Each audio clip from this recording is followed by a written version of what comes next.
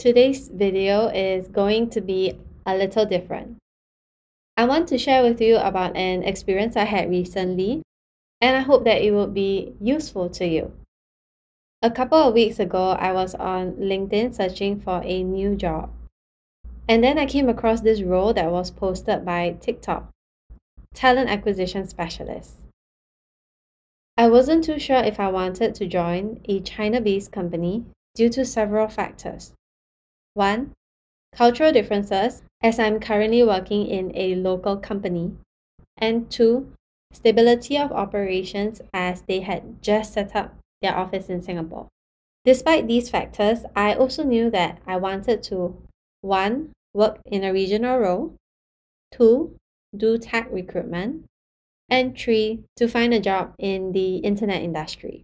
So I applied for the job anyway. Besides, I found on Glassdoor that they pay pretty good money.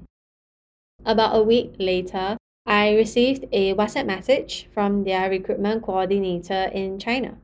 She scheduled the interview with me over WhatsApp, and I attended the first round of interview.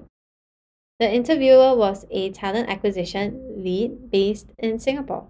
Many of the questions she asked were situational, testing for my problem-solving skills. Examples would be, if you had to hire 100 developers in 1 year, what are some of the metrics you will use? If at the end of 1 year, you have only managed to hire 30% of your recruitment targets, what will you do next? What are some sourcing avenues you use to hire niche positions? How will you roll out a staff referral program? If your quantity of referral applications are too high, what will you do to streamline the search, to improve the quality of applications? After the first interview, they contacted me again in about 2 days to arrange a second interview. But the thing is, they wanted to offer me a 12-month contract role instead if I were to pass the second interview.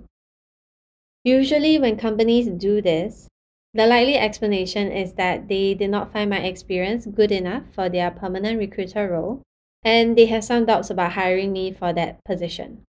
By offering a contract, they can observe my performance for a year before converting me to a permanent role. This is a great solution for companies if they have a candidate they are unsure of, but they believe have potential to be groomed. I was quite hesitant to say yes to the contract role, mainly because I didn't want to leave my comfy government job for something so unstable. But I actually went ahead with the second interview in the end, as I wanted to find out more about the potential remuneration they can offer. The second interview was pretty much the same as the first, and they asked similar questions.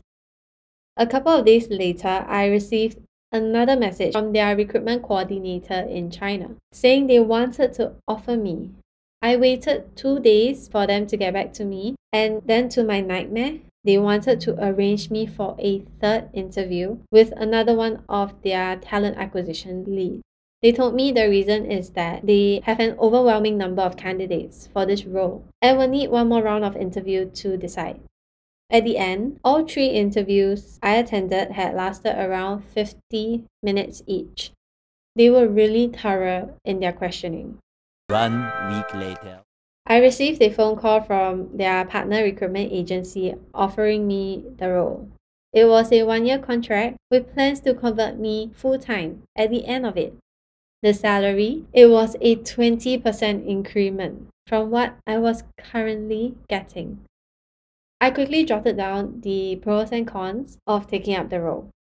The cons, it was a contract role, therefore job instability. The benefits such as annual leave and medical were way less than what I was currently getting.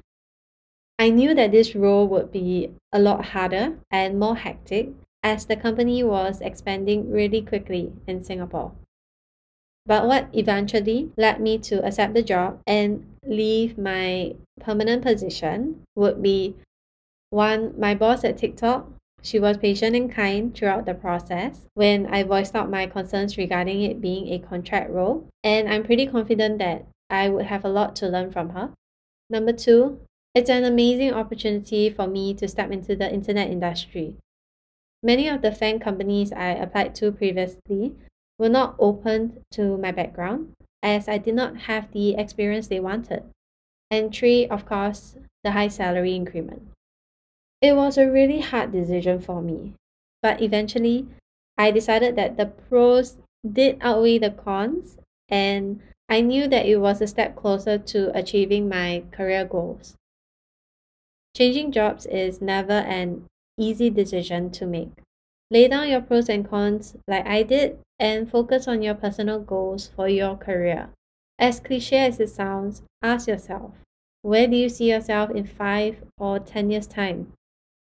Overall, I had an extremely pleasant interview experience with TikTok, and I hope that this video will help you to make your decision if you're currently in a dilemma about changing jobs.